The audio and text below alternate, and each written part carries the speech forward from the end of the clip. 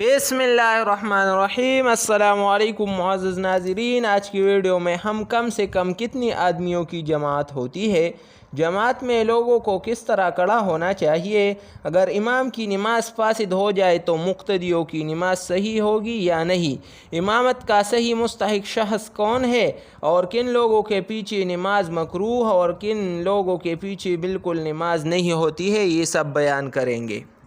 سب سے پہلے کم از کم 2 آدمی جماعت کے لیے کافی ہے، ایک مقتدی اور ایک امام ہو، مگر اس حالت میں مقتدی امام کے داہنی طرف کھڑا ہو، اور جب 2 مقتدی ہو تو امام کو آگے بڑھ کر کھڑا ہونا چاہیے۔ امامت کا صحیح مستحق شخص کون ہے؟ اول عالم دین، یعنی وہ شخص جو مسائل نماز سے اچھی طرح واقف ہو،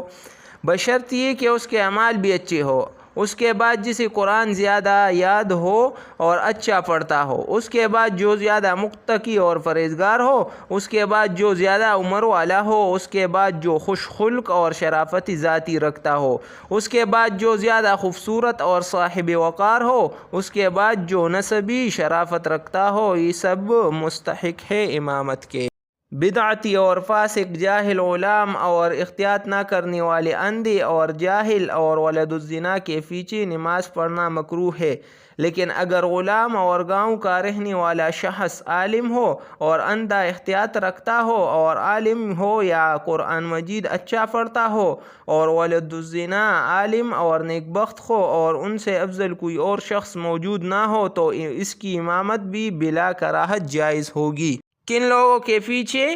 نماز بالکل صحیح نہیں ہوتی؟ دیوانے اور نشہ والے اور کافر یا مشرک کے پیچھے تو کسی شخص کی نماز صحیح نہیں ہوتی، اور جس نے باقاعدہ وضو یا غسل کیا ہے اس کی نماز معذور کے پیچھے نہیں ہوتی، اور جو پورا سطر ڈھانکی ہوئی ہے اس کی نماز ایسے شخص کے پیچھے جس کا سطر کھلا ہے صحیح نہیں ہوتی، اور جو رکوع سجدہ کرتا ہے اس کی نماز رکوع سجدہ کو اشارہ سے ادا کرنے والی کے پیچھے نہیں ہوتی، اور فرض پڑھنے والی کی نماز نفل پڑھنے والی کے پیچھے نہیں ہوتی۔ اسی طرح ایک فرض مثلاً ظہر پڑھنے والی کی نماز دوسرا فرض مثلاً عصر پڑھنے والی کے پیچھے درست نہیں ہوگی اور نہیں ہوتی۔